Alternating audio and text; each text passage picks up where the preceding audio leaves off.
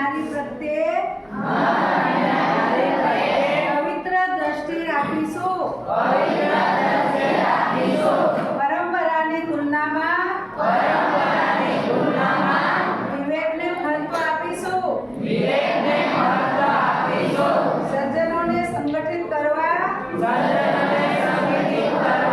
અનીતિ સામે લડવા અને નવસર્જનના કાર્યોમાં પૂરી રુચિ લઈશું. રાષ્ટ્રીય એકતા તથા સમતા પ્રત્યે નિષ્ઠાવાન રહીશું. મનુષ્ય પોતે પોતાનો ભાગ્ય વિધાતા છે. એ વિશ્વાસના આધારે અમારી માન્યતા છે કે અમે ઉત્કૃષ્ટ બનીશું.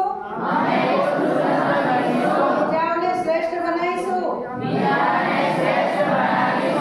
યુગ અવશ્ય બદલાશે. અમે બદલાઈશું.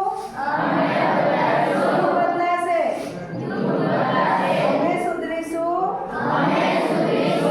યુગ સુધરશે. એ તથ્ય પર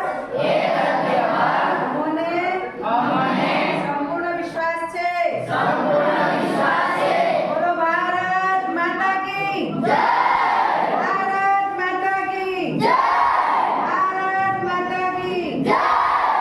અને એક સારા નાગરિક બનજો, સારા ભણજો, પોતાના જીવન ઉજ્જવલ બનાવજો તો આપણે ઉજ્જવલ ભવિષ્ય તરફ જવું છે. ગામડા રહીને દારૂ પીને પડી નથી રહેવાનું. કામચોર નથી બનવાનું. શું કરવાનું છે? કામ કરવાનું છે.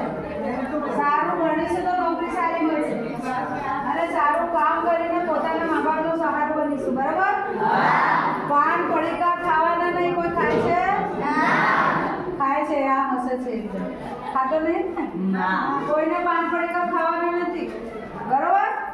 ભગવાને મનુષ્ય જીવન 84 લાખ યોની પછી આપ્યું છે તો એ જીવનને સાચવવાનું નહીં તો ફરીથી ઢોરમાં જઈશું કે પક્ષી બનીશું કે પ્રાણી બનીશું. મનુષ્ય જીવનમાં એક જ વાર વર્ષો પછી મળે છે. હે ને? તો આ વિશ્વાસના આધારે આપણે આગળ વધવાનું છે. તમારા ભાગ્યનું નિર્માતા તમે છો, બીજા કોઈ નહીં. બરોબર? તમારું ભાગ્ય પોતે ઘડવાનું છે. પછી તમે પહેલા આતંકવાદી બનો, સૈનિક બનો, રાષ્ટ્રપ્રેમી બનો, શું બનો એ તમારા હાથમાં છે. શિવાજી બનો કે રાણા પ્રતાપ બનો, બીજા કોઈ બનાવવા નહીં આવવાનું. તમારે જાતે પોતાના ચરિત્રને ઘડવાનું છે. બરોબર? બધા છોકરા પોતાના ચરિત્ર પર પૂરો ધ્યાન રાખીને ચરિત્ર અને ચિંતન બે આંખથી ઝેર થાય. એક આંખથી, બીજા કાનથી.